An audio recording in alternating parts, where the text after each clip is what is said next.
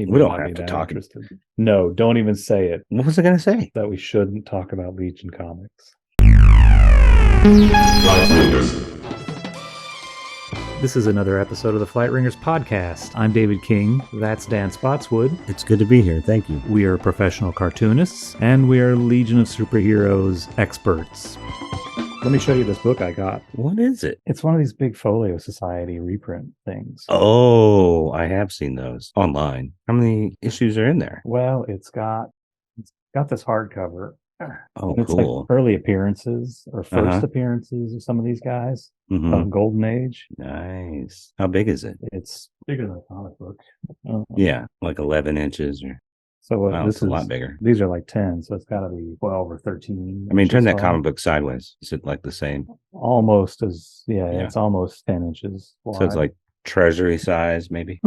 Yeah, probably. Nice. It's like photographs of the actual comics. Mm-hmm. It's the paper's kind of glossy, which I don't like, and they put these Right. black borders around it, which I don't really like. But it looks better than any DC reprint book. Anyway. I love that kid. Like, is that like a proto Jimmy Olsen? Or I love how he's still drawn the same way, but the kid looks more Gasoline Alley. Or Yeah, the kid totally looks like regular fellows or something, huh? right. Yeah, but it's got some Batmans. Mm-hmm. Got Captain Marvel, Shazam. Hell yeah. This is the Flash. Yep. And I don't think I've ever seen any reprints of this stuff, like the Golden Age Flash. They've Yeah. probably done something, but I bet it just looks They reprint terrible. his first appearance occasionally. Yeah. I always like that his origin involved him falling asleep smoking a cigarette in the lab.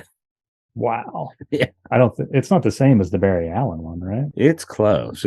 There's no lightning bolt involved. He inhales the fumes of hard water, whatever the hell that is. Oh, look at this Plastic Man. Oh yeah, that's a great one. I always remember this panel, but it always looks so terrible in all the reprints. Mm-hmm. Like this is what it actually looks like. I think this is the first time I've ever actually seen the like whatever washed out fuck up version of that. Sorry, I interrupted you. Green or hard water. Oh yeah, that's awesome. It's pretty cool, but they only do the superhero parts of these comics and not the whole issues. Yeah, the problem. I love those, and they're so big in their anthology issues, but they're all like 60 plus pages. You'd only get like 4 issues into a book like that, probably. Yeah, or not many anyway. I get it, and it also came with this facsimile of Adventure or Action #1. And the ads and everything. Yeah. Oh, nice. Roll your voice. And it's on kind of newsprint looking paper. Yeah. Or maybe it's just white paper printed, like thin white paper printed with all the brown. Cool. But it looks pretty good. Weird. I don't think I knew it had a black and white story in it. Or did they just not reproduce the color? I'm sure it's the way it was originally. Mm-hmm. That's Action 1? Yeah. Okay. Yeah, I've got a Superman one. I think they opt for that one more often because it has the same story plus all the other stories are Superman. Oh, yeah, that makes sense. Yeah, I mean, like I got a reprint of Action Comics #1 when I was a kid, like when I guess it must have been like the 50th birthday or whatever of Superman when that came out, but it's only the Superman story. Right. And it's so skinny and pointless, it doesn't even feel like it's like 6 pages. Yeah, like you see how much the Superman one is, and this is all the rest that's not in there. Right. And it just makes it seem like, comics from the 40s were pathetic or something, Yeah, I can't remember if the other ones are new to Superman 1, but I know for sure the story from Action 1 is in it. Oh, okay. In the front. So. Oh, yeah, because DC just put out that reprint of it not too long ago, didn't they? I bought it. It looks like shit. It's yellow and he's in the big oval, right? The Superman one. Yeah. Yeah, I got a much better one. It came with like one of those Chip Kid books, I think. It came in like a big box. With the figurine? Yeah. I wish I had a one con for like $30 or something like that. Yeah, I think I remember seeing them like they were in the Barnes and Noble like bargain section for a while and stuff. I wonder what they go for now. I don't know. But that's the Golden Age one. Maybe they'll have a cool Silver Age one. Yeah, looks awesome. I'll probably get that X-Men one. New. Is it a Passion one? Yeah, got all 3 that they have so far. Oh, you do? I just have the Spider-Man one. Yeah, that one's good. Yeah, I want the Fantastic Four one, and then what's the other one? Avengers, and then wait, and then what's the 4th one? X-Men. X-Men, that's right, X-Men. Yep. I guess I buy Fantastic Four. I don't know about the other 2. That's the one to get. That and Spider-Man. when it's half price off, maybe splurge. Yeah, probably pretty soon. I think they have those sales semi-regularly. Yeah, it's pretty good. Read the whole thing to my kid. Jeez. I read Did you all of it. lay the book on top of him to read it to I him? was like, oh, he can't even pick it up. Yeah. And then we read the Spider-Man one, and then we just finished Ditko's entire run. I like read him one issue a night before bed, and then we're like 2 issues into John Romita's run, so that's cool. We're like 60 issues into Fantastic Four. Jeez. Yeah, fun. Well, but the hardcover only has 12 or something in it, right? Yeah, I've got some other giant books that have more, like those king size books. You know what I'm talking about? Oh yeah, they're like 18 inches tall or something. Yeah. Or more. Maybe they're 25. Yeah, when they were coming out at in stock trades, you can get them for like 60. Uh-huh. So I was getting them as they came out. I mean, it's good. It's especially good if for reading a comic to someone else because they can actually see everything. Oh yeah, because you're 48 years old and the text is an inch and a half high. Well, yeah, but if you're reading it, it's just harder to share because it's meant, a comic book is meant to be written. Right, I know, I get it. But the iPad's good for that too because you can zoom in on panels. You got that issue handy? I assume we're doing the giant, right? 3.0. Yeah. Hold on. I have that one too around here somewhere. I don't think the cover is attached anymore, but mine's kind of loose. It may come off tonight. I never see this. I keep an eye out for it because I know mine's in shitty condition, but I never see them. They must have all gotten thrashed. Like these fat ones never hold together. Right. Why is that? I don't feel like the 80s ones have that problem. Maybe they started gluing them or something. Well, I have some of those where it's like a square bound 70s comic and they staple them, but then the cover is kind of glued on the outside. Oh, okay. And those come apart easily. But this one is stapled. It's just really big, 64 pages. But the staples, you can see they're on the front practically. And I don't know if it's because this one got rolled over or if it was always like that. Right. But when they're on the front and you pull the cover open, it rips the cover off, Yeah, it sucks. Oh yeah, I also brought out that paperback of Archives #1. What now? Hold on. They made a paperback version? This Silver Age Volume 1. Oh, right. Yeah, I've got that handy too. I don't think that's in here, is it? Yeah, it is 305. Or the internet told me it was. It's funny because it's almost all you really need. Like almost every essential Silver Age story is in here. It just misses the one where he comes back. But wait, how could every essential Silver Age be in it? Because there's of those archives, they go up to volume 13. I mean, I guess the Silver Age. Well, the Silver Age one, the action stuff is in 7 or something, right? Yeah, and I like that stuff, but I don't. When you think of I don't know, your archetypical, the issues they refer back to the most often, the key issues, most of them I think are included. Like all the first appearances. I mean, you don't get Karate Kid, there's a couple. I guess so. Yeah, none of the shooter stuff is in. Right. Yeah, that's what's in the 5 volumes between 1 and 7. Huh? Sun Eater, Pharaoh Lad. No, Sun Eater's in this story. Right. I also pulled out this digest. Oh, I think I have that one. Yeah, it reprints The Return. I don't know if it has all of the storyline. Probably. But it has this neat Gaspar lettering of The Return of Lightning Lad on the back cover. Cool Giffen cover with the early team looking into the future at the current team, and then the back cover is the current team looking into the past at the early team. It's pretty neat. Yeah, I guess you could probably disintegrate doing it this way. I think I've seen the original art for these both on Comic Art Fans.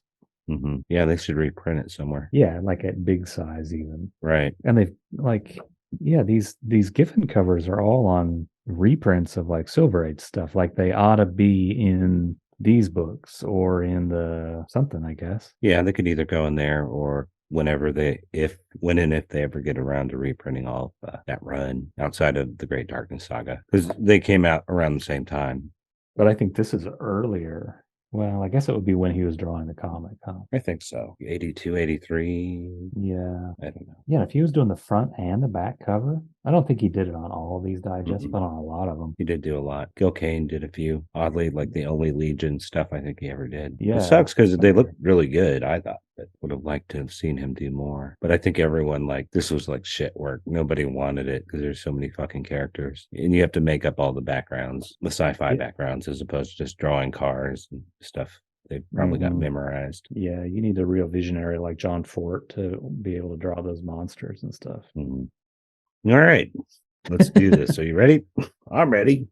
I'm ready. I'm stoked. I'm psyched up. Now that we got psyched up talking about environmental collapse. Man. Yeah.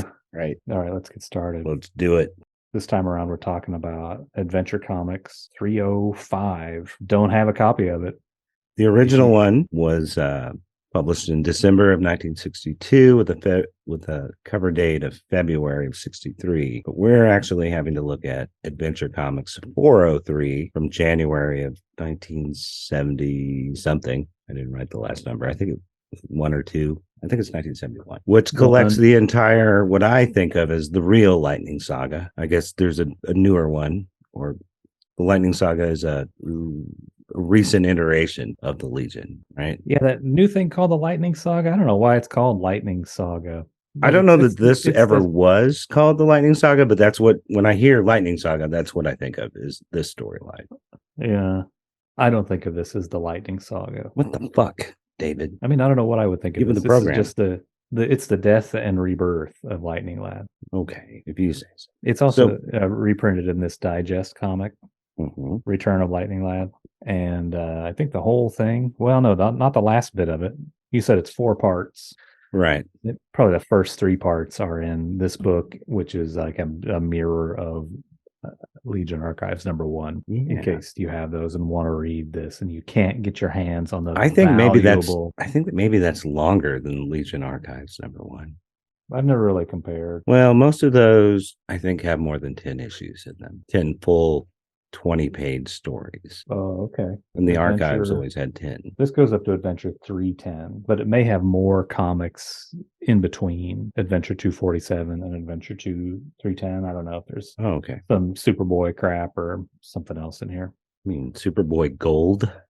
Superboy Gold. Oh, and speaking of Superboy Gold, I read the entirety of issue 305 online illegally. The Superboy story has a guest spot by Chameleon Boy in it. Is that the Clark Kent He-Man? That's right. Clark Kent, he gets sick of being a loser all the time. It's almost like the inspiration for that first segment of the Superman Christopher Reeve movie where he gets pushed around and he has to pretend he's no good at anything. And so that's what this comic is, in this He-Man Superboy thing, or Clark Kent He-Man. They move to a different town or something where nobody knows him, and he takes off the glasses. Nobody knows what Superboy looks like, and he becomes a football star, and he gets good grades, and he gets the redheaded hot babe at school. They make love or whatever. That all happened in this issue? Yeah, in Adventure Comics 305. He's making sweet love. Yeah, he lost his virginity to like a Lana Lang duplicate in another town. Oh, it was another town. Right. It wasn't the real Lana Lang. It was a town that nobody there ever goes to Smallville, and nobody knows what Superboy looks like or knows the Kents. They've never bought anything.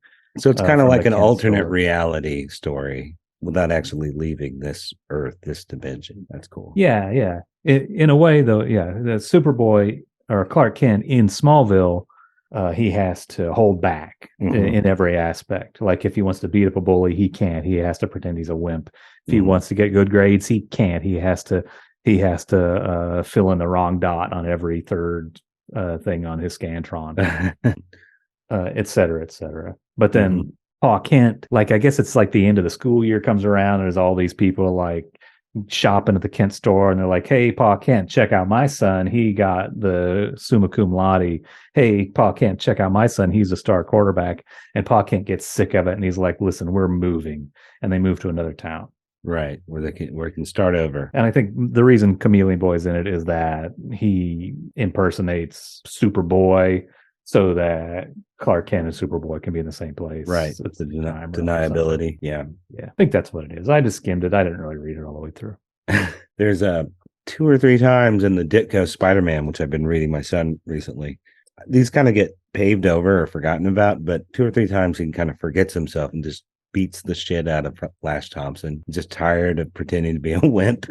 Yeah. Then a couple issues later, they kind of walk it back, and he's back to calling him Puny Parker. Oh, really? Like, they like Ditko himself is like, I'm going to have this be a climax where Peter Parker punches him out, Right. But then he's like, well, I can't continue that. I got to have this status quo. And so it's this kind Right. of like they forget about it. Right. They always figure Yeah. out some way of kind of slow walking it back, but Yeah. at least 3 times. Like he's upset about Aunt May or something else, and he's just had it. So he just mops up the floor with him. He's like, I shouldn't have done that. Pretty funny. Yeah. There's a part in this Superboy one that I remember where Clark Kent's in this other town, and whatever the BMOC of this other high school tries to push around Clark Kent, and Clark Kent punches him. And it's so dumb. Like, the guy's like, that's quite a punch. I have respect for you now, or something like that. Like, that's a paraphrase of what he says. Right. But it's like so stupid. Like, no, this new guy from another town just punched you out. And like, of course he has to put on an act because well, you just got punched out by this scrawny nerd, and you're supposed to be a big shot. Yeah. But he's like, coming right at my my convertible. My convertible with the raccoon tail on the antenna. Clark Kent wanted to move this town so he could. I thought of this joke like way afterwards. He looped it back in. Like when I was saying the stuff where he has to pretend like not to get good grades, and he can't do good on sports, and he can't have sex with a woman without killing her. But in this other town, it doesn't matter. Yeah. He's like, oh no, I killed her. People will get suspicious that I'm Superboy. No, this is just Plainsville. Who cares? Yeah. I'm not going to be here for too long. Right. I'm just moving on, just passing through. Anyway, in this comic, it's the direct follow-up to issue 304. We did a video of it where Lightning Lad, Garth Rands meets his final fate. He kicks the bucket. How does he die? Do you remember? He bites the big one. I don't know. Did he get hit by a freeze ray? I think it was like a freeze ray. Oh yeah. It's this asshole Zarian the Conqueror. Zarian the Aryan. He's a Nazi. Jesus. And the Legion of Superheroes are utopian socialists from the 30th century. And this guy's got a grudge out for him because Zarian is a white supremacist capitalist, and he wants to kill anything that opposes his point of view. So he winds up killing Lightning Lad with a freeze ray. I guess one detail is that Lightning Lad has taken the place, and at first Saturn Girl is going to try and be the one who gets killed because she foresees that somebody's going to get killed, something like that. And she's going to be one. This is the one where she takes over the leadership, and she knows all the other Legionnaires into being submissive to her, and she makes them wear medallions with her picture and stuff. Right. For further details, refer back to our coverage of issue 304. Link in the comments. A link up here. Or down in the comments. Right. Whatever. Not doing that. You just have to find it. You just have to type in the search bar. 304. I'll do it. We can put a link in there. We can do it. Anyway, yes. Saturn Girl is trying to give up her own life because she knows one of the Legionnaires is going to die, but instead Lightning Lad bites it. Right. Frozen. Right. They mislead us to think that she's a super bitch once she gets power, because that's what would happen to a woman if she had power, supposedly. Right. But she was being selfless. She had copied all their powers, or still in their powers, and prevented them from fighting so that she could sacrifice herself to save the Legion. Yeah. But Lightning Lad steps in and dies in her place. So this is the second part. It's called The Secret of the Mystery Legionnaire. The great Jerry Siegel wrote it. We have John Forte drawing and inking. Say it right. John Forte and Joe Letteries on the letters. Mort Weisinger, of course, is the editor. The Secret of the Mystery Legionnaire. Right. You know, when you suggested doing this, I was like, all right, I have to go look it up and find it online to read it. Mm-hmm. And so I went on comics.org and I typed in Secret of the Mystery Legionnaire. And it said issue 333 of Adventure Comics. There's another whole Legion story called Secret of the Mystery Legionnaire. And I didn't read the issue, but I read the little synopsis on comics.org. And it says it's the one where Dynamo Boy tries to join and take over the team or something like that. And I'm like, is that the same comic? There's Dynamo in this. Yeah. It's Dynamo Lad in this one. Oh. I don't know. I wonder if it's the same guy who comes back. But in this one, he's not a bad guy. Right. I think Dynamo Boy in the other one is like an actual bad guy trying to destroy the team somehow or whatever. Yeah. Them or something. This one is like maybe the first of many. I feel like there's very frequently a fraud trying to join the team. Yeah. of the applicants. We've kind of covered this before in a different form, didn't we? Wasn't this recapped by Ditko and inked by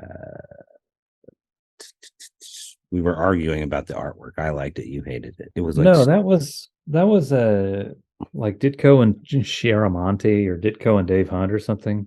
Ditko Dave Hunt. I think Did they do a recap of Lightning Lad's death in that story? no, the lemon, the Oh, right. I think he was in it. May have just been a recap of the story. Yeah, because Monel was kind of a player in that comic strip, I think.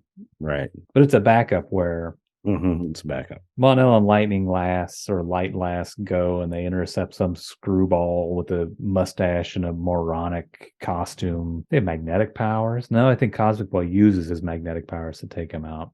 Yeah, wait, did I flip to the wrong issue? We're not looking at Return of Lightning Lad. We're looking at Secret of the Mystery Legionnaire. Here we go. That's right. That's right. Yeah, this comic's good. This is a good reprint. It's got the whole Lightning saga. The whole shebang. The death, the whole 5 steps of grief are in this one comic, where the 5 steps of grief, the last step is that you resurrect the person you've lost in your life. With the person, you try to replace them with a guy with a produce-based superpower name. You think you get him back, but it's actually a chick. And finally, accepting that he's back for good at the price of a pet. Acceptance that he's fine. He's okay now. And Prody won't be missed. Oh, Prody. Is Prody the guy with the produce powers that you're talking about? No. I'm laughing at how bad that is. Not how funny. If it made you laugh, that's all that counts. Like that's right. Real. That's joy right there. Yeah, I'm semi-convinced that I have deluded myself into thinking I'm funnier than I am because people just awkwardly laugh because they don't know what else to do when I try to make jokes. Well, I mean, there's times what's he talking about? When you make a joke and they laugh right off the bat and then stop, and it's like because they realize that they're embarrassed that made them laugh, and they'll be like, "Oh, great dad joke." I'm like, "No, you really laughed. You really thought that was funny. You're racist too." No. Yeah. That's the jokes you tell to your kid, not the ones I make. No. Not on purpose anyway. I'm sure I'll hear about it 10 years from now. I can't believe you called him that. Yeah. Like I've been in therapy for 15 years to try and erase this shit my dad was telling me when I was a little kid. We didn't know. Let's this comic some more. So this is not the one where Lightning Lad comes back to life. He does come back to life eventually, but this is in the earlier stages of grief. Spoilers. Well, I mean, we've read comics that has Lightning Lad in it. He's still alive. Maybe it's time travel. Yeah. In 304, they kind of made us they kind of gave us the idea that maybe this is permanent, but also they tease like, well, we're going to keep searching for a way to bring him back to life. Right at the very end. The splash page is kind of cool. It's got this, I guess this must be the Mystery Legionnaire right here, and he's fighting some awesome John Forte style creatures. Right. This guy excels at creatures. His people look kind of weird sometimes. His creatures and his environments. That's what you should be looking at, I guess, when you read a John Forte comic. Another example of an issue where Superboy, the Superboy He-Man story, I believe, got the cover. So this first page acts like a cover. We're seeing something mid-action, kind of giving us the general idea of the story. I think almost all of them have it, and it seems a little redundant, but I don't think they always knew whether they'd have the cover or not, is my guess. Yeah, I don't know, though. I like in these earliest ones, I mean, I guess the issue 300 of Adventure Comics was a Legion cover, but aren't a majority of them Superboy covers until you kind of get into like the Jim Shooter period? I think Superboy is always on the cover, basically. So right. I mean the Superboy adventure, solo Superboy story. Right. Like this is a rare issue.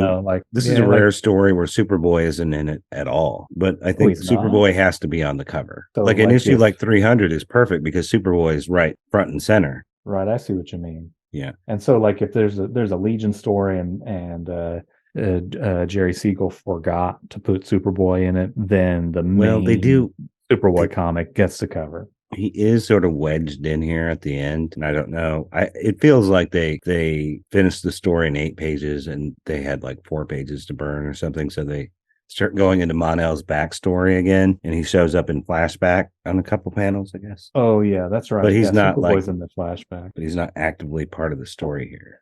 I think it's pretty rare for Silver Age to have a Legion story that doesn't have Superboy in it, unless it's a Supergirl story. All like 4 of those. Right. I agree with that assessment.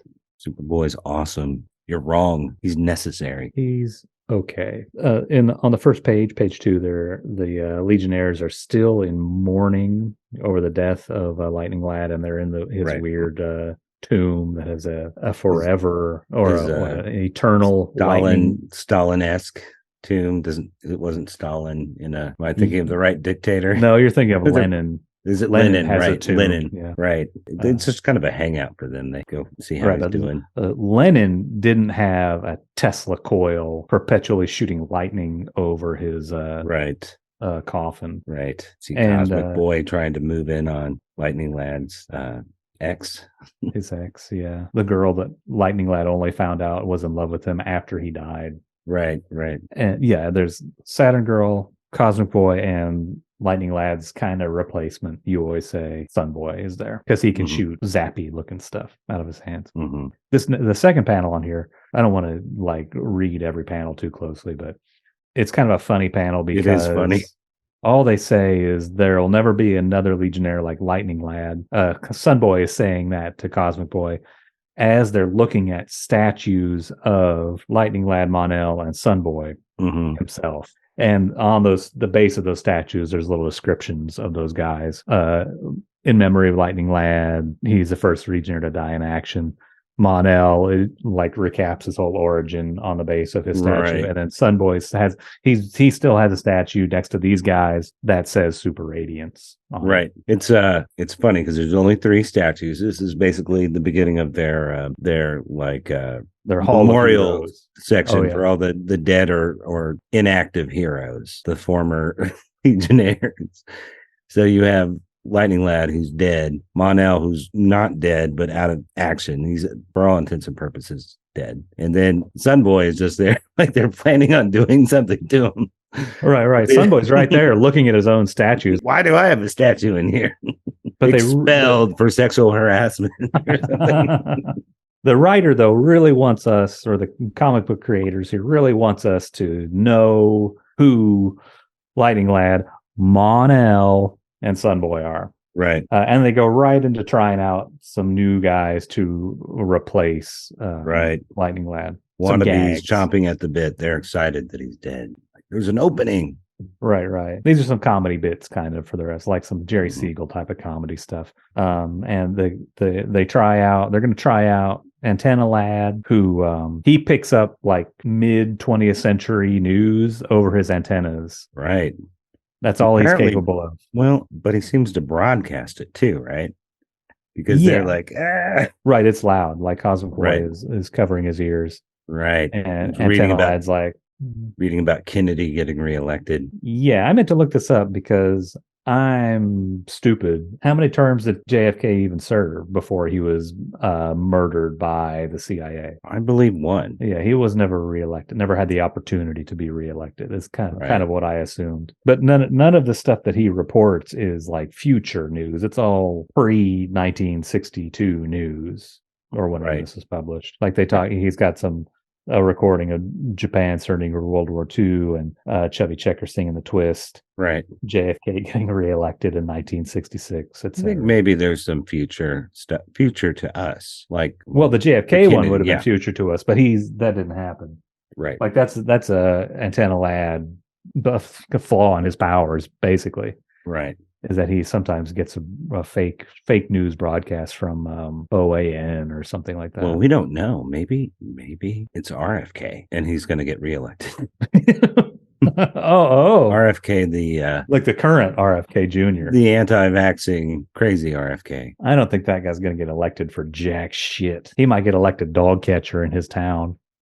One of the broadcasts that Antenna Lad emanates. I don't know I don't know where the sound comes from, if it comes out of his own ears. It says he's Three-Eyed Sam from the planet Wham. It must be a commercial or a cartoon. It could be a DJ, huh? Uh-huh. But yeah, Cosmic Boy is pissed. He's annoyed by this guy because this dude can't turn off the broadcast or can't change the volume, I guess. Like, I think he must be able to turn him off because he's not doing it when he walks up to him. He just can't make it quieter. Yeah, he doesn't seem to have full control of his powers yet. But he does eventually go on to a career in broadcasting, not in superheroics. Mm-hmm. He's on the news. He's a talking head, Dark Knight Returns style talking head in the Legion comics. His name during when? Like in the 80s? 5 years later period. 5 years later.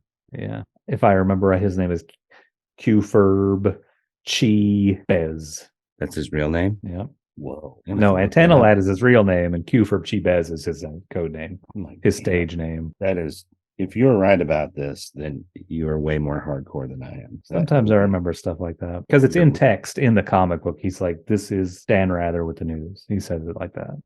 Q-Ferb Chi Bez. Holy That's what I said. You are hardcore. You and I are Legion of Superheroes experts.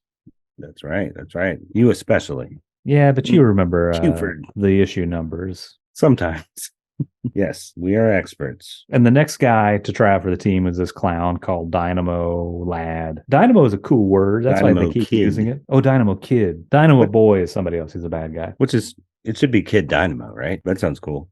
That does sound cool. Kid Dynamo. Sounds like a rapper. Isn't there a member of the Wu-Tang Clan? There's an Elvis movie called Kid Dynamite, right? Is that Elvis? Or he's a boxer? There's something called Kid Dynamite. Yeah, like he's like real weird and he has glasses and he dances, orange frizzy hair. I don't know. No, this is a prequel to that. It's about that guy's father. Right. Kid Dynamo, he claims that he has the same electrical powers as Lightning Lad, but he's got a chubby face. He's a baby face. Mm-hmm. And an ugly ass costume with like weird zigzag crossbar things on it. Mm-hmm.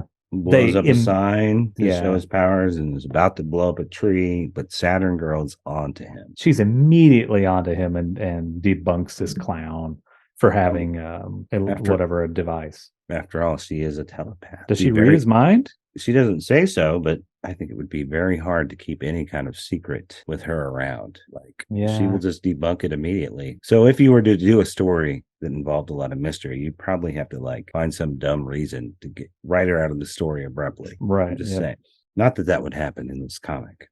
Jerry Siegel would never do something like that. Right. But also, isn't it kind of a violation? She won't read the minds of her superhero colleagues, just out of respect for them, right? Supposedly. But if you're a Legion applicant, she's like, let me read this guy's mind without him knowing and see if he's lying to us. I just don't think it's probably that easy to turn it completely off. Like maybe she can sort of drown it out and doesn't hear it. But I feel like she could still pick up emotion or this guy's acting. Some dishonesty vibes. Right. I think in that case, they should fire her because I think she's going to be a liability. I think she, in the cancel culture of the 30th century, somebody's going to be like, she read my mind. I was just applying for a Legion membership. They took my credit card number and my social security number, and then some asshole read my mind. It might be an asset for human resources. Sort people out. She should work for. Yeah. Well, she was going to be a science police officer. Mm-hmm. She's probably more suited to be a fascist science police officer, more stealing the brainwaves of people and logging them into her police database. Right. For future use for good? No, just to hurt people. Right. It's not like they take your fingerprints at the police station because they're going to use them to help you for some reason, right? Don't? Oh, no, I shouldn't have given them to them then. How often is it hey, David, there's this bike. It has your fingerprints all over it. Here it is back. You can have it back. Right. We found your fingerprints on this. Yeah, it has to be yours, right? Yeah, they're not even in the business of returning shit. I don't think they even bother. No, they wouldn't call you if they found your bike. No. Anyway, Watchdog Saturn Girl immediately susses out that this guy's a phony, disables his fake sparkler powers, And he explains the whole thing. He comes clean right away and he says he's a reporter. Doesn't say what rag of a newspaper, probably the Daily Bugle in New York City. J. Jonah Jameson, the 15th, is the editor. It's probably J. Jonah Jameson by now. Mm-hmm. Your bombs laid eggs. Get lost. Yeah, Invisible Kid, he's very rude to this reporter. These guys do not like freedom of the press. Right. In the Legion. They don't want anyone to know their little secrets. I know. They got a cop on the team. They hate the press. Yeah, they're all, look how mad all of them are. They're just like shooting daggers at this guy. Right. All he wants to do is get the story. He didn't hurt anybody. Right. But then this third clown shows up. Mm-hmm. He's like, my name is Legionnaire Lemon. And there's nothing lemon about him. He's not yellow. He doesn't have a lemon symbol on his shirt. There's actually a big M on his shirt. Right. Right. What the hell, man? He does later say that his name is Marvel Lad, which is on the splash page too. Mm-hmm. Marvel Lad. So for some reason he has two names, and he says they couldn't resist that joke or whatever you call it, riddle. Like, yeah, they needed to put that in there, otherwise the kids wouldn't be able to do their little Sherlock Holmes and figure out. I wonder if Weisinger had something to do with that. Like it's done. He's like, no, you got to add this in. Kind of like Saturn girl running off like she has to take a shit real quick. She's like, oh, I left the lights on the spaceship. I'll be right back, and never shows up again. Because he's like I was alluding to before, like you can't have her around because she's going to immediately know who Mon-El is. So it looks like they drew that in later. Like, oh, we got to write her out real quick. There's some blank space there. Yeah, but see, she also already met all three of the applicants. Well, I guess she's not here, huh? Cosmic Boy's there. I would think that if she was in the same room with all three of those guys, she would know the true identities of all of them, I guess, just by invading their psyches. Okay, so are you suggesting that's not why she awkwardly just leaves the story? I have no idea why she leaves the story. It is awkward. You're right. Damn right. I'm this right. Today. One thing I get that maybe you'll notice as we go through this is really feels like Cosmic Boy does not like this guy, and like he's going to do everything he can to try to keep this guy from being able to join the team, because he sets the bar like impossibly high and then continues to raise it throughout the entire story. Oh yeah, the stuff that this guy has to go through to try out for the Legion. Antenna Lad, were you going to make him? I guess let's go through the trials that Legionnaire Lemon, aka Marvel Lad, has to go through. First, he just shows off.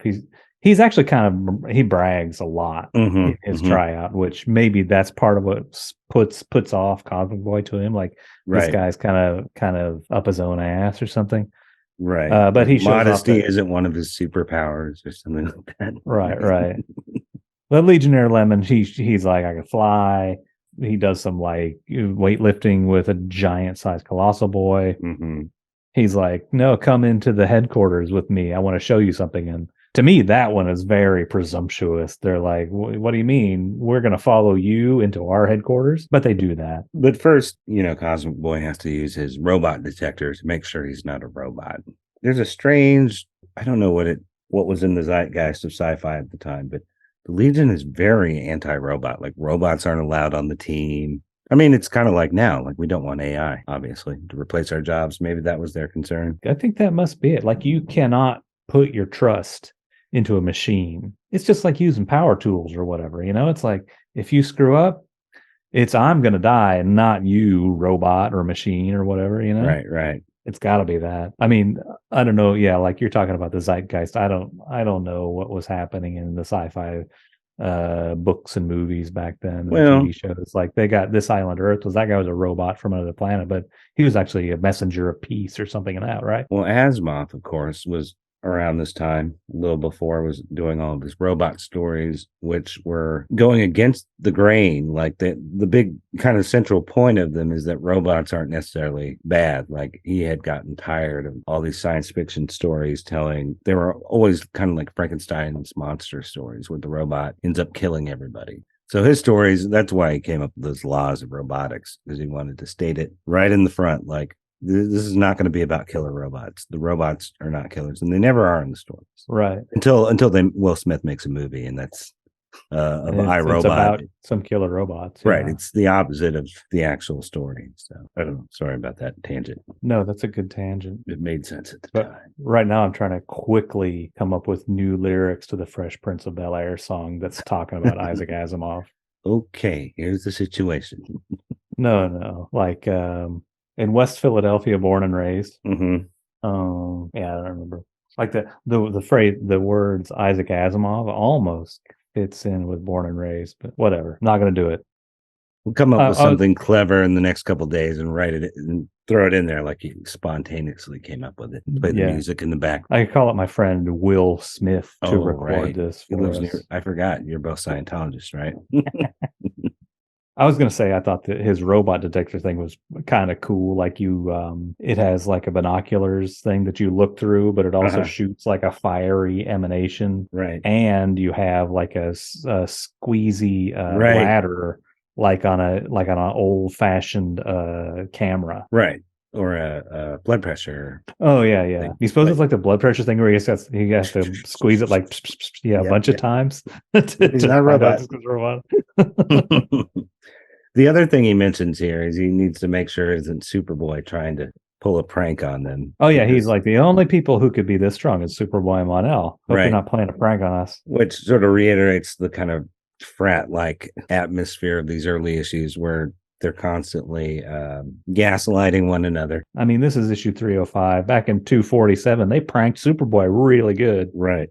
They got his ass, you know? Yeah. It's like the plot of every fifth Legionnaire story is some kind of weird gag.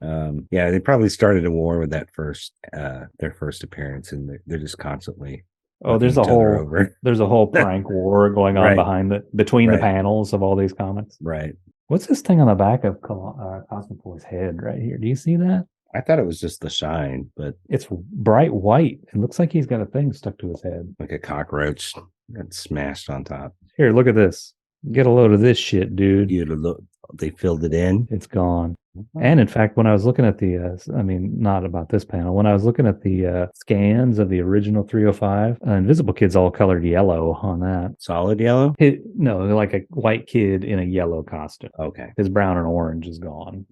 In this version, Cosmic Boy has a weird white growth on the back of his head. Well, it's Superboy like sent him a hat from the past, and he put it on, and it made the hair fall out in the back. Right. It was full of lice and scabies. Right.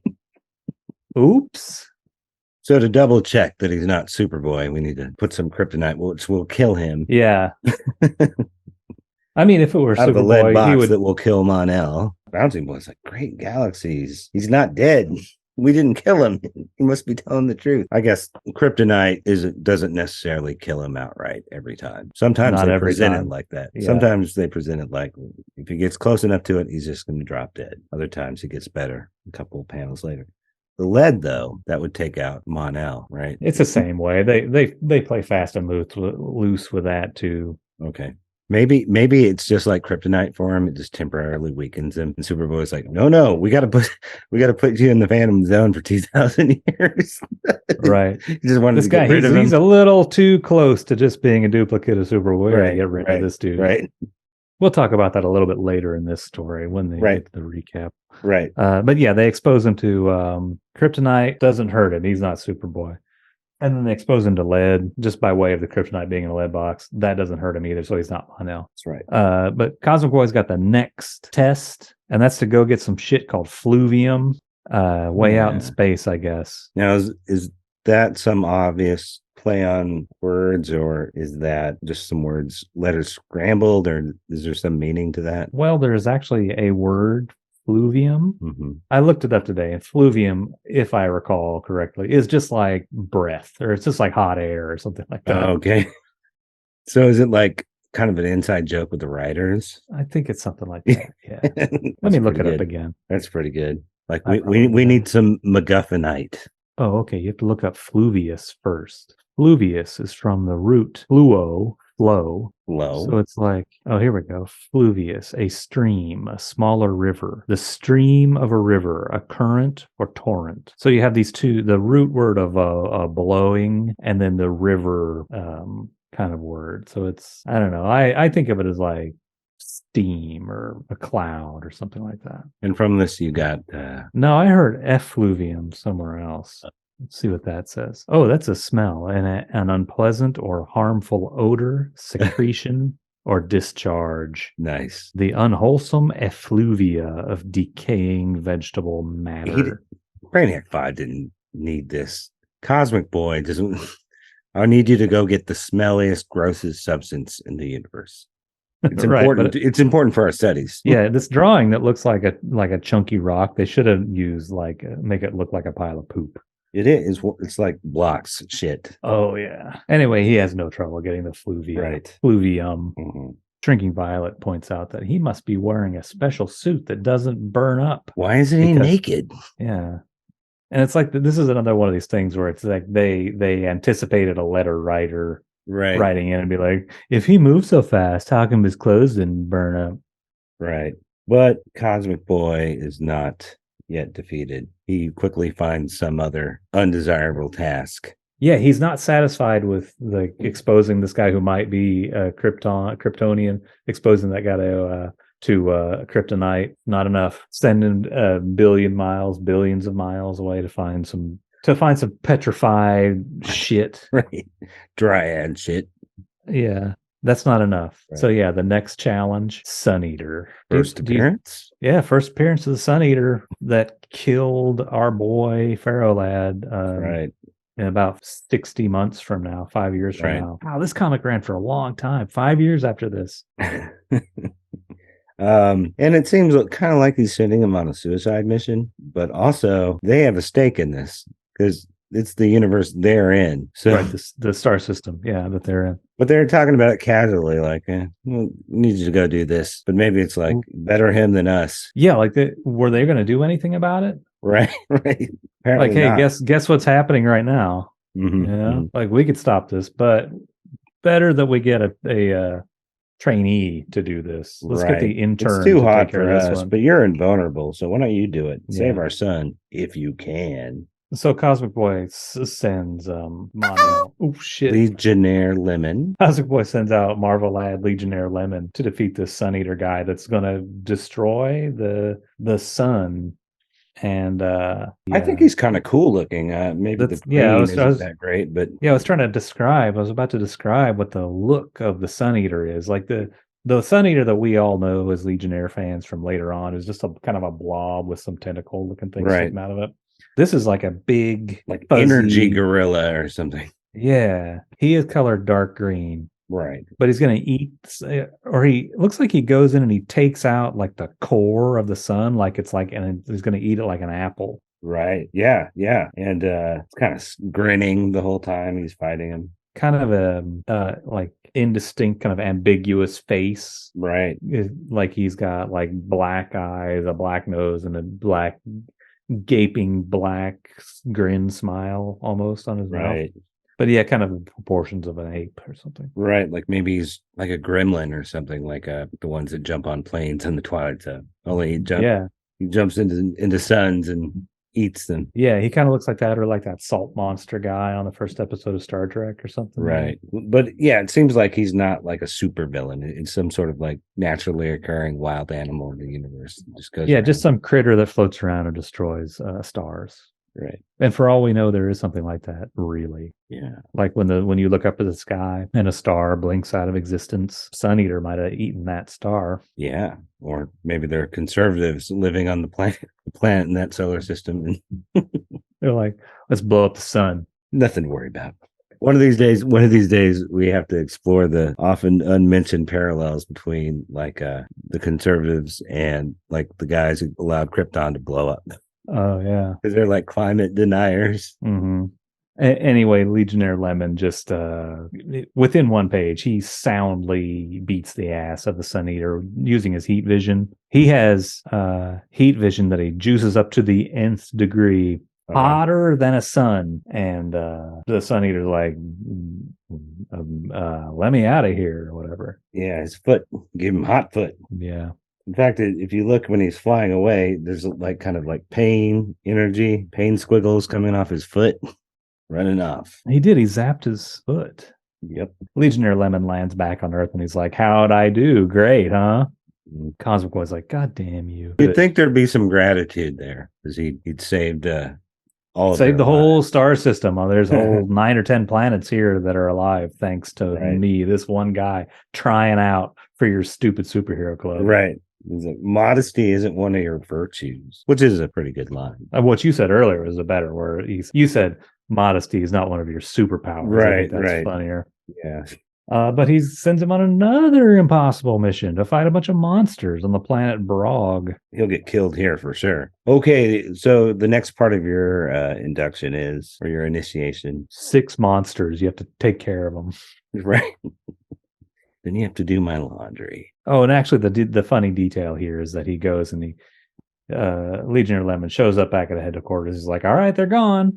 And Cosmic Boy's like, well, you killed them, so sorry, we don't kill. Right, like you set him up. Yeah, exactly. Like, I need you to get rid of them, but then, oh, we don't kill anyone. I also like when he's fighting him, he's like, am I worried? No. Yeah, so it does seem like Cosmic Boy was trying to trap him here. Like, yeah, I want you to make these disappear these monsters, but then it's like, no killing.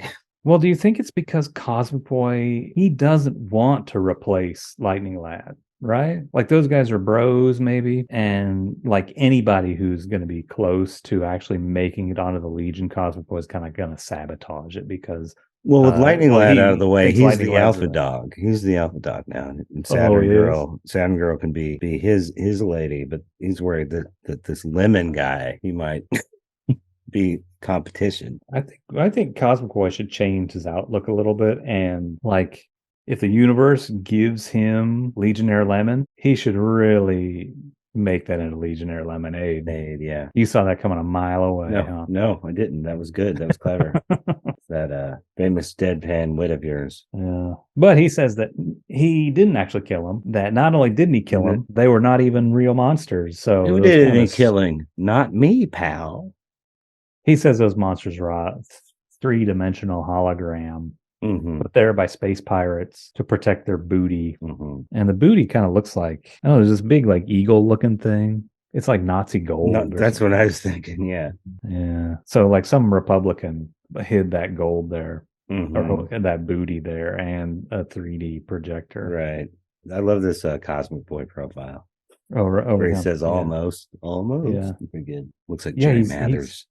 He's really trying to make Legionnaire Lemon think that he might still be second place to somebody. Like, we've been interviewing other candidates, right? So even though you've done these things, you're still not in, and there's still another fucking trial, right, that Legionnaire Lemon has to go through. Well, yeah, like everything he's tried, Legionnaire Lemon has succeeded in every near impossible task. So it seems like he's just pulled this one out of his ass, something totally impossible, like create a new element. Just one more thing. You just have to create a new element that has never existed before, and then you're on the team. At that point, I'd be like, what the fuck, dude? You got a problem with me? You clearly don't want me on the team. Right. Like, there's only one person who can create new elements. His name is God. I thought you were going to say Element Lad. So, I mean, this comic probably shouldn't even have the Comics Code Authority approval because this guy's making a new element. There's only one person who should be doing that kind of stuff. This is kind of sacrilegious. If there's Almighty God, you're not God, lad. He might as well be. He's pretty close to being a god. Jesus. I'm Legionnaire Sausage. Is that like a religious word? I didn't know. That's an anagram for Jesus. Oh, okay. Sausage. Anyway, he makes the new element. Who cares? No biggie for this guy. He's like, get me some gold, get me some silver, get me some a third one. He's gonna do it with his bare hands. I like this part where Sunboy's just walking back to the storage closet and he's got a big chunk of gold to give to him. Just in case we get one of these kind of applicants. Right. They have a bookcase that has big samples of gold and silver on it. Right. And he does this crazy thing and makes a new. And it's been a long time since I was in chemistry class, but I did a little reading this afternoon to just see what the hell they're trying to do here. And so he says he's taken gold, whose atomic weight is 79, and silver, the atomic weight of 47, and iron, 26. And then he adds up those three numbers, and now he has a new element, 152. But that's not the way it works. They kind of mixed up some shit. Well, right. It's like the number of like electrons around it. Like if you change the number of those, I think that changes the element, doesn't it? Just listen. Okay. I did my homework. So there's the atomic number and there's the atomic weight.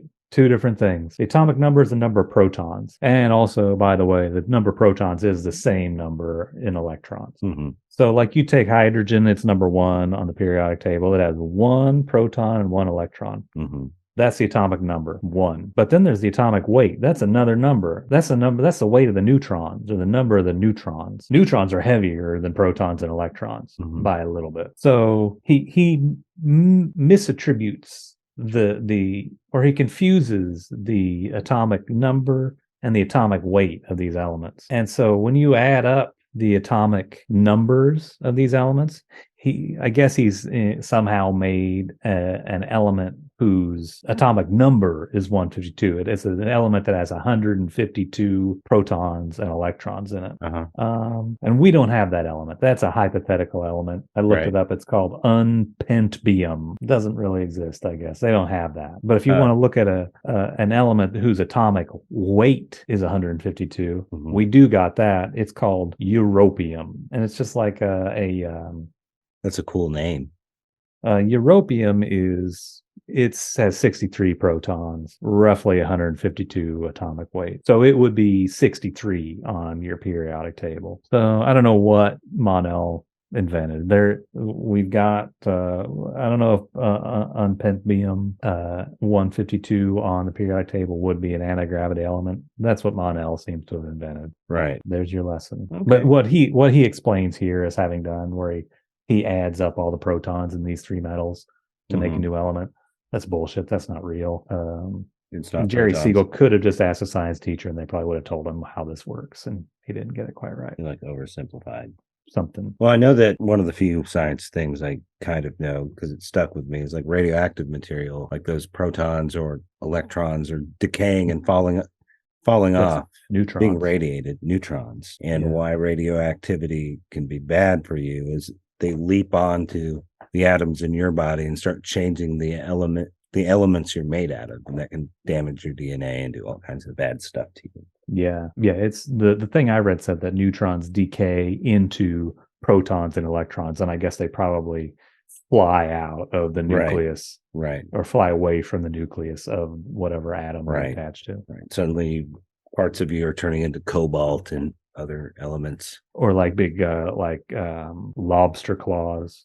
Yes, shit like that, turning you into a turtle. Yeah. But he winds up inventing anti-gravity element 152, unpentium, which will one day soon probably become flight rings. Right. Yeah. They're still using flight belts here that's made out of I don't know what, something that makes them fly. But yeah, Brainiac 5 is going to turn this metal into rings.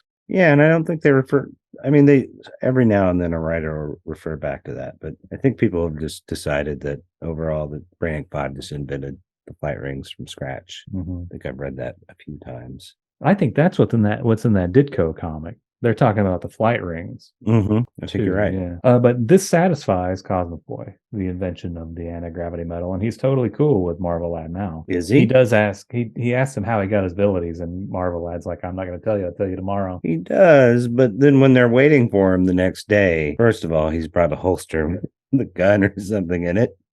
But the whole time he's late. He's not going to show up. Let's go. Yeah.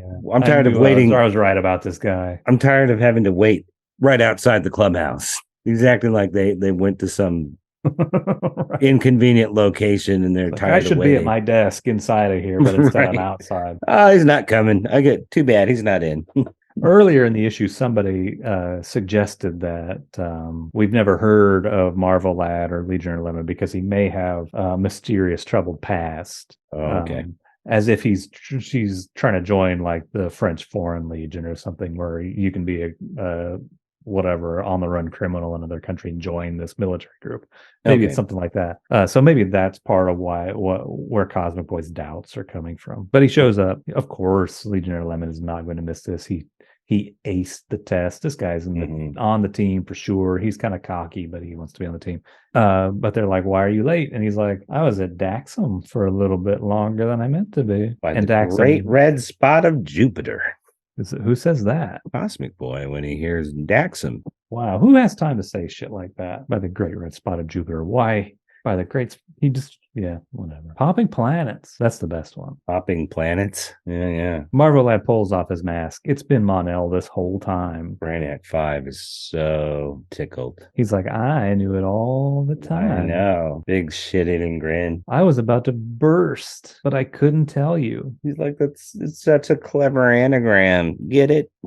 Yeah, Brainiac 5 humor. It's an anagram, you guys, and you didn't get it. This is the best you could come up with your 12th level intelligence.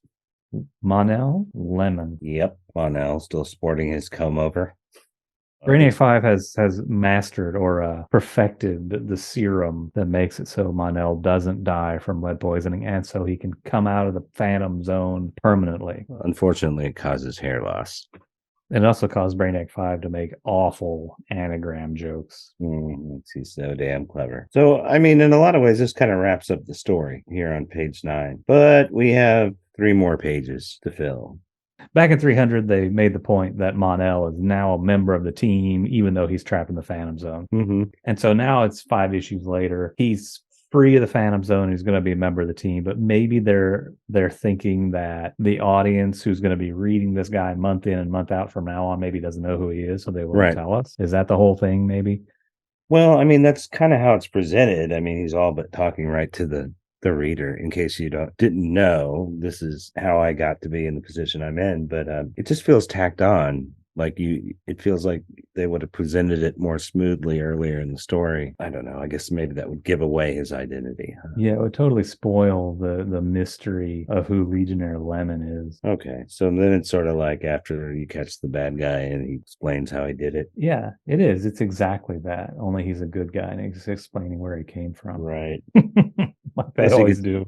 Plus, he gets to rub it in the faces of the villains he got locked up with. Yeah, this is kind of the joke's kind of on them because Superboy is dead. Superman is long dead, presumably at this point, and these guys never got let out. It's like Guantanamo Bay or something. They're there indefinitely. Well, yeah, they're criminals, right? But I think in the old days, they got let out after a certain period of time. Oh, you think these guys have a certain length of sentence? And I think Superman even let some of them out.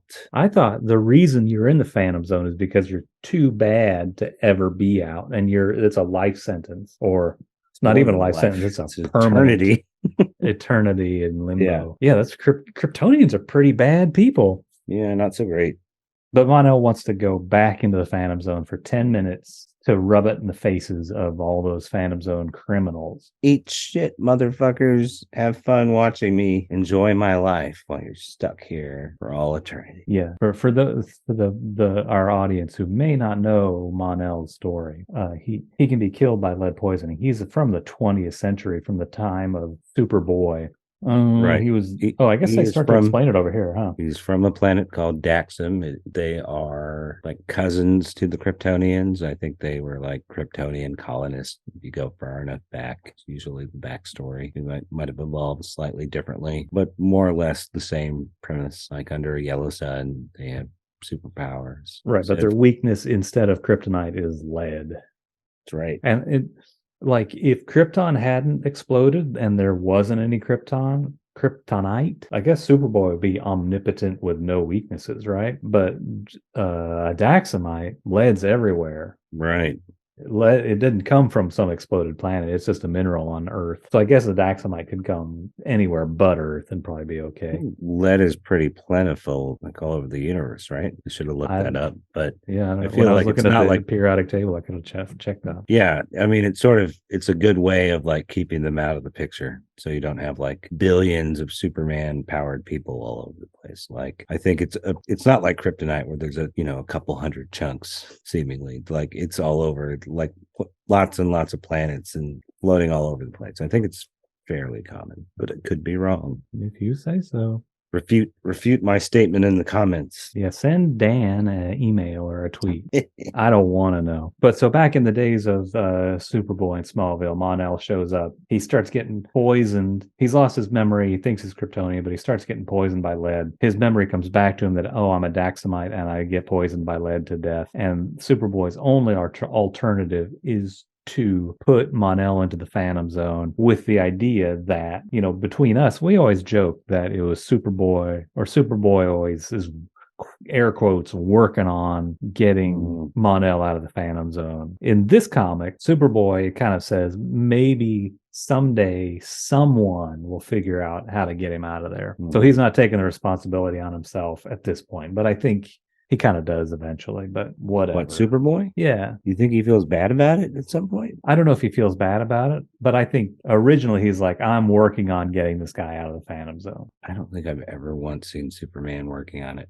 No, he hasn't. But I always thought that maybe I'm mixing up with Brainiac 5, like it's an ongoing project of Superboy to get Mon-El out of the Phantom Zone, but it's not really. He just puts him in there and expects maybe somebody else will figure it out. And nobody does for 1,000 years. The best rationale, the only rationale probably, is he shortly after runs into him in the 31st century, and he's like, now I can't do anything about it because that would change history, right? I mean, I guess if he knew the story of how Mon-El got out of the Phantom Zone, yeah, I guess it would presumably he knows that he's around. Yeah, isn't Superboy in issue 300? He's on the cover. Yes, right. He's there when he temporarily comes out of the Phantom Zone. Oh, they let him out of the Phantom Zone. So he knows he's there. So then he's like, I can't do anything about it now. Oh, yeah. Change the course of history. Yeah, so it's Brainiac 5 who's always like, how do I solve this problem? And he probably didn't even say that very often in maybe 2 or 3 issues. Right. All right. We can leave that part out of the episode. Which part? The part where I mistakenly talk like Superboy might have been trying to get Mon-El out of the Phantom Zone when he never was. No. Well, he kind of vowed that he would, but he obviously never succeeded. In this, he doesn't make that vow. When did he make the vow to help Mon-El get out? He says, someday when a cure for you is found, you will be returned to the real material world. I think we would have to check back to the original issue and see if they've sort of revised his statement there. Yeah, back in Superboy's Big Brother or whatever it's called. Right. Because I kind of think he said the first time around, like, I'll get you out of here. Like, I did this to you. I'll get you out. Anyway, Superboy puts Mon-El in the Phantom Zone to save his life, only in a way it takes away his life and turns him into a Phantom for 1,000 years until Brainiac 5 gets him out. On the last page of the Mon-El story, he says, Mon-El, wherever you are, remember, I'll free you someday. When I grow up to be Superman, I swear it. And that's the last. Wow. That's how it ends. Not much of a swear when somebody else does it. Yeah, it's like, I guess I don't have to worry about that. Well, and how come he has to be like, I'll do it when I'm Superman? He's like, right now, I want to be free and live. I don't want these responsibilities having to free some guy. Once you go after Lana, you can just be in there for 10 years, and then I'll start working on this. Bring old Bob Cobb back to sell his brushes when I'm living in Metropolis. And how did that work? This fucking thing where the Legionnaires are fighting Mordru in the 30th century, and then to escape Mordru, they go back to Smallville days. Yep. Mon-El's one of them. He dresses up like Bob Cobb. But back there in the 20th century, there's the Mon-El from the 30th century. And then meanwhile, in the Phantom Zone is the original Mon-El. That's right. Did Mon-El witness himself? Is this some like Back to the Future 2 type of shit where Mon-El's like, can't wait for that to be me? He's like, wait a minute. What am I doing with all these people from the 31st century? Is that motherfucker going to leave me here for 1,000 years? Is that what this means?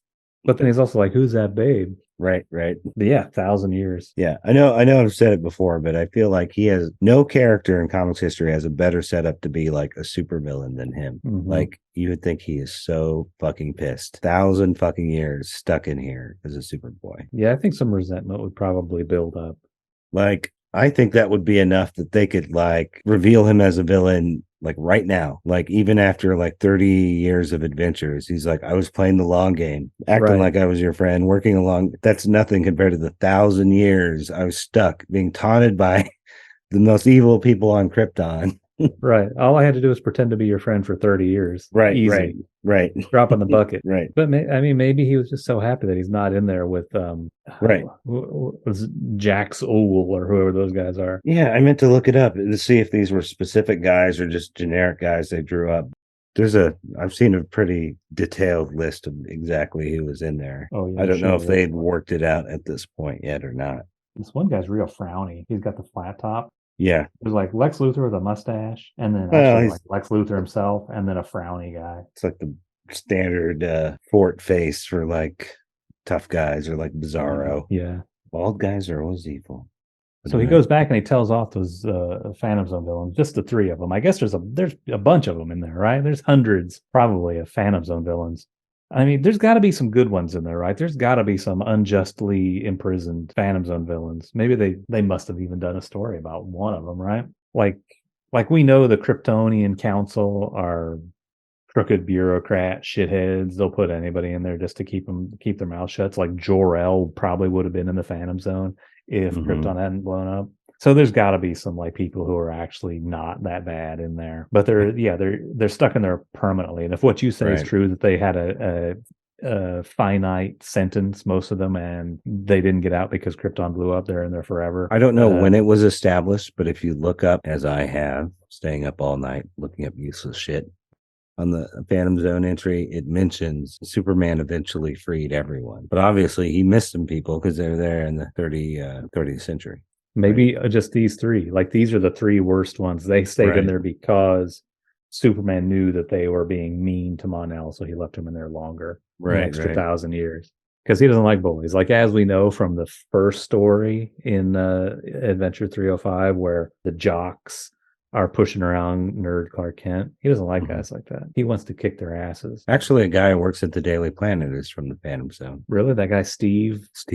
I don't remember his name, but one of them, I think he reformed, but then he also ended up he had memory loss or something, and Superman like somehow relocated him and convinced him that he was an Earthman reporter. Did he gold kryptonite take away his powers? So. Took his powers and his memory or something like that. Huh. At least Shrinking Violet has some nice words for Mon-El. She's like, after all you've suffered in the Phantom Zone all those years, I'm glad your terrible experience has a happy ending. He's free. He got to tell off the guys who hassled him for 1,000 years, and now he's on the Legion of Superheroes. Right. And he's like, it's Superboy's troubles are just beginning. Oh, and he can't die because he's got this lead serum, or the only person who could threaten his life is Brainiac 5 at this point. Until it starts to wear off. Yeah.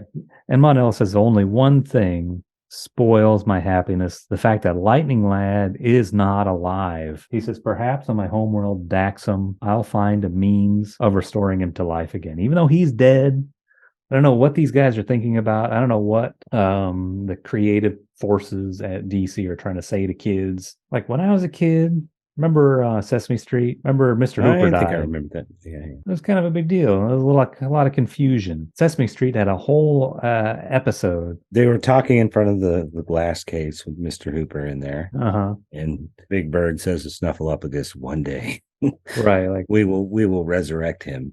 Yeah, we'll have to figure out a way to restore him, Elmo. No, they didn't do that. They actually were like, when somebody's dead, they're never coming back. Right. That was Sesame Street. But 20 years prior to that, they're like, when your friend dies, maybe he didn't really die. Maybe you can bring him back. You can actually probably bring him back. That's the lesson here. Right. Death is not final. People die of old age on Sesame Street. Now, they don't like that other guy. Oh, yeah. What's his name? His name is David on Sesame Street. Yes. I can't think of his real name. Yeah, he had some troubles. It did not go well for him, unfortunately. But you're saying that someone could die of old age on Sesame Street and they're kaput ski for good ski. But if they have like severe mental illness and something embarrassing for people to talk about, we'll just we don't see him on Sesame Street anymore. Maybe he moved or something.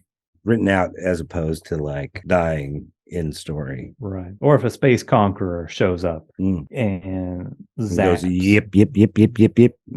And zaps Big Bird with a freeze ray. Big Bird's not dead. He's going to be fine. We'll figure this out. His voice will just change a little bit. What I thought was kind of funny is now Mon-El is doing it, promising to bring somebody back to life or to save them or Oh solve some yeah. very insurmountable Right. obstacle challenge. Anyway, Lightning Lad is still dead at the end of this issue, but we got Mon-El back to help us. Mon-El vows to bring him back to life.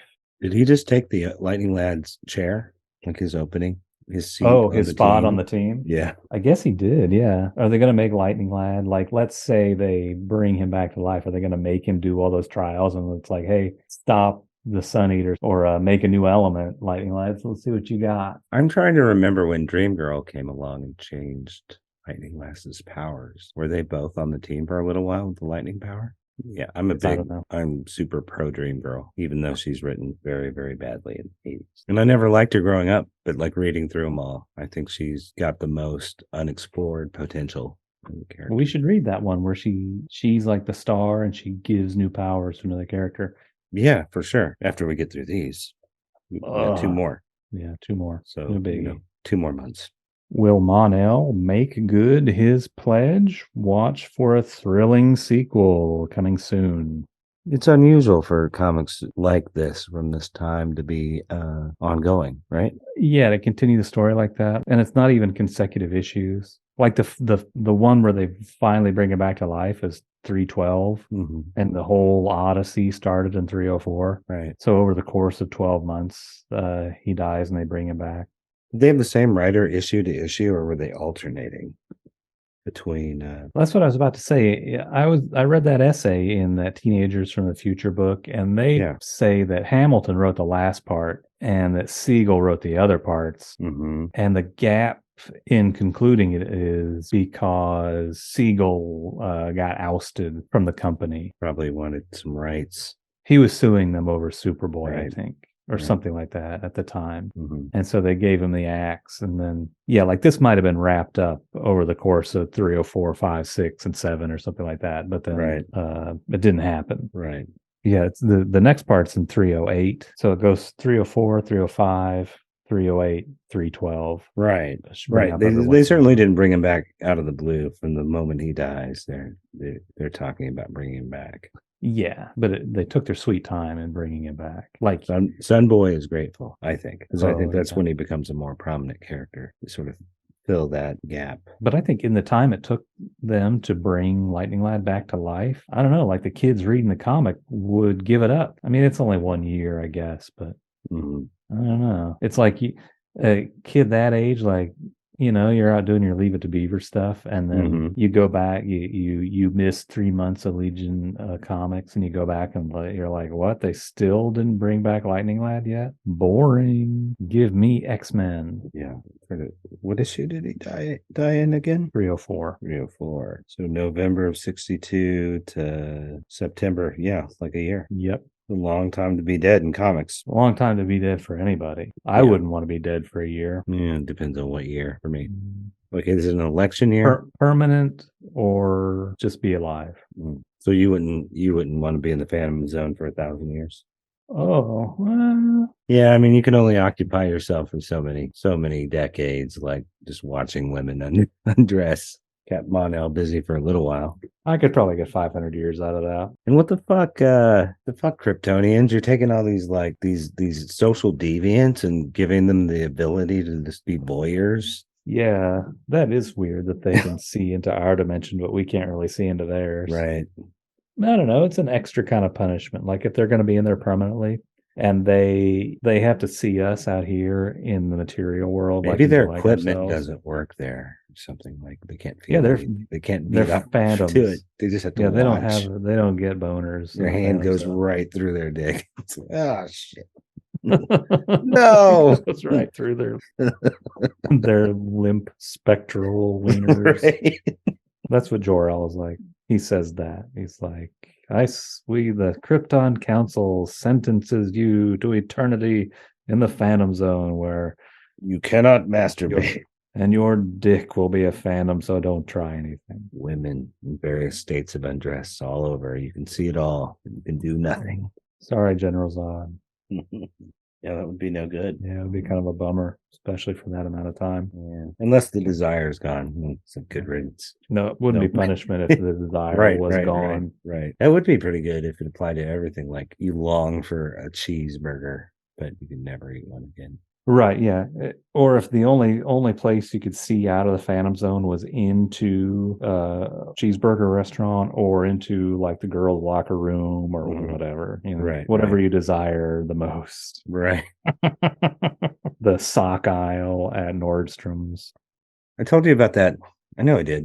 That Phantom Zone series from like the early 80s, maybe, or late 70s, where Superman gets stuck in the Phantom Zone. He's with that guy that I was telling you Oh, about. yeah, the comic book mini. I was thinking like a TV show. What? No. Yeah, I read the Phantom Zone miniseries, I think. You did read it? Or Yeah, a you long haven't? time ago. I did. There was some interesting stuff in there. Like it was like Mon-El was like the boatman or something. Like he had to lead them through, what is it, like what's that guy? Orpheus, who has to travel. It's like one of those old Mythology shit. right. Like Mon-El has to lead them through. There's like a way out of the Phantom Zone, but you have to go through all this. Yeah. It's kind I of a cool remember you telling idea. me about this. Yeah. But Mon-El wasn't man enough to do it himself, but Superman would. Right. Maybe he had to stay because, well, I'd love to go with you guys, but somebody didn't realize, somebody saw me get out 1,000 years from now. So now I have to stay here. I guess I've got to stay. I bet an adult could get out, but a teen like Mon-El was, he wasn't mature enough. Is or he a whatever. teen? I guess he is a teen. Yeah. He's the same age as Superboy when he's in the Phantom Zone, right? Because he gets out and he's a teenager with the Legion of Superheroes. He's not an adult. I think he is a very, very young adult. Like I think he's like 19 or 20. Like, because the whole idea is he's Superboy's big brother, and he doesn't go to school. He goes and he's a he has a job. salesman. He's still basically a kid, but I think he's like 18 or 19, a little older than the other guys. I guess you're right, but he's not an adult. He's not 29-year-old Superman. Superman can't be in his 20s. I think he's supposed to be 29. Yeah, I mean, I know at times they've said that, but that's bullshit. You can't look at George Reeves and tell me that guy is 29. Dude's 29. Yeah, or a Kurt Swan drawing. Like, no, that dude's 29. It changes with time too, I guess. I mean, just being in your 20s at all, like in the 40s, was being a man, because those are the guys who are getting sent off and getting shot at. But now everybody lives with their parents till they're like 30, so it's hard to imagine. Yeah. To me, like a 29-year-old being considered an adult. A young adult, sure, but yeah, it's hard to imagine like a guy who's 25, like being somebody's boss. Adventure Comics 305, The Secret of the Mystery Legionnaire. Eat shit, motherfuckers. Have fun watching me enjoy my life.